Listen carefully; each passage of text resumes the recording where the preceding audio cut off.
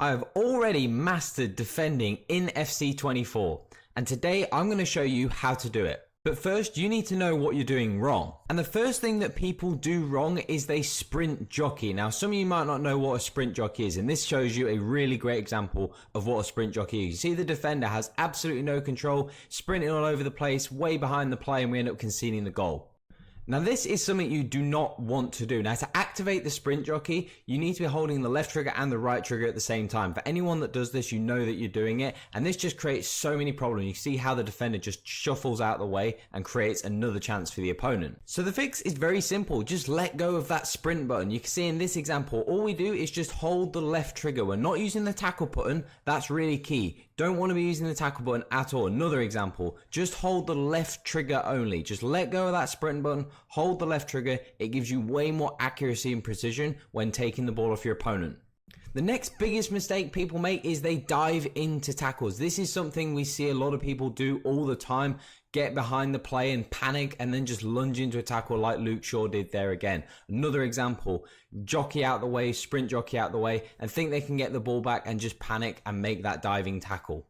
Now there's a couple of scenarios where it's okay to use that tackle button, and this is one of those good scenarios. You can see that the striker gets through our defender, and we have our defender coming across and he lunges in and makes that tackle and gets it away for a goal kick. This is really key. Now in this situation, it was okay to use the tackle button. Why? Because he was either going to score, we was going to give away a penalty, or we was going to make that last man tackle. So we may as well make the tackle. You should only use the tackle button in a last ditch situation. We see so many people using that tackle button, that B button in the middle of the pitch, and this just takes your defender completely out of the game. So only use it in these last ditch situations. Now the slide tackle is also really key, and you can utilize this in some really good areas to defend better. In this situation, you can see the two rectangles where the defender and the strikers are locked up. So we have an extra man here. We've got two guys pressing that one attacker. So he's just going to continue sprinting forwards on that arrowed line. So we have that extra body to be able to come across and make the slide tackle. But what's key, there is zero risk here because both of our defenders are already locked up. He has no pass. He's only going to sprint forwards. He has nowhere else to go with the ball. So because we have that two-man advantage against one attacker, it's okay to take that calculated risk and be more aggressive. These are the only situations where you can dive into tackles. So what do you need to do to become a great defender like we've shown here? You need to always defend space. This is something we don't see enough people do. This is something you shouldn't do. What people do is try and be so aggressive and win the ball back. Rather than dropping off, letting the defenders get back into position, people go really aggressive, go and try and win that ball, and it gives the attacker a chance at goal. What you need to do is be dropping off and covering the space first. We knew this guy was going to be running in behind.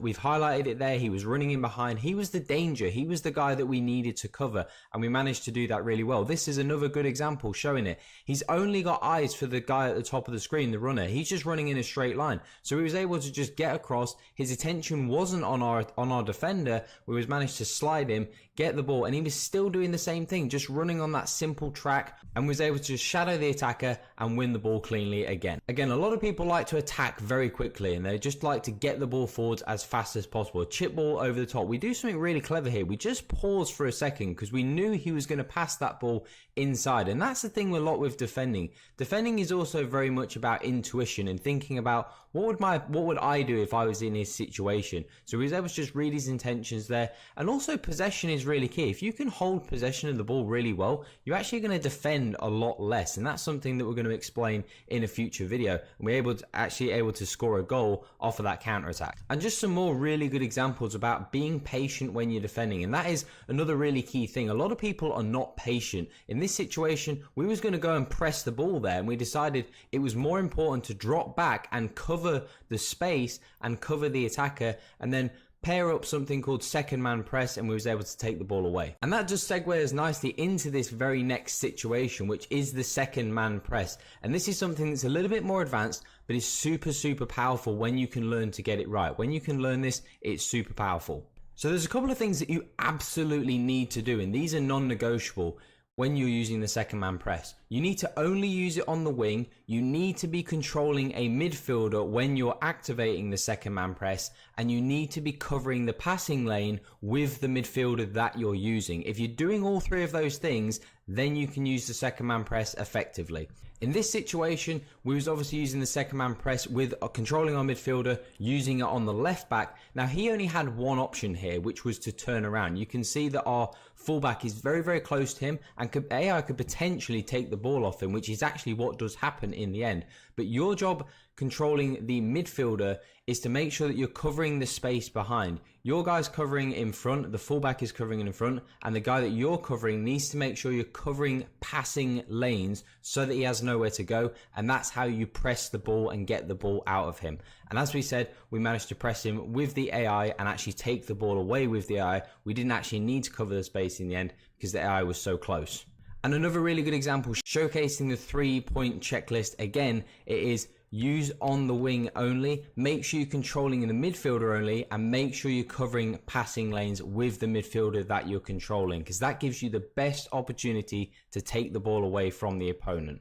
And you can see, again, we didn't need to cover the passing lane because we pressed the ball so well that AI did the job and took the ball for us. So as you can see, we have mastered defending in FC24. It is very, very simple to defend. You just need to not be so aggressive. You just need to make sure you cover passing lanes, use the second man press well, and don't dive into tackles. We've shown you everything you need to do. Now it's up to you to go and do it.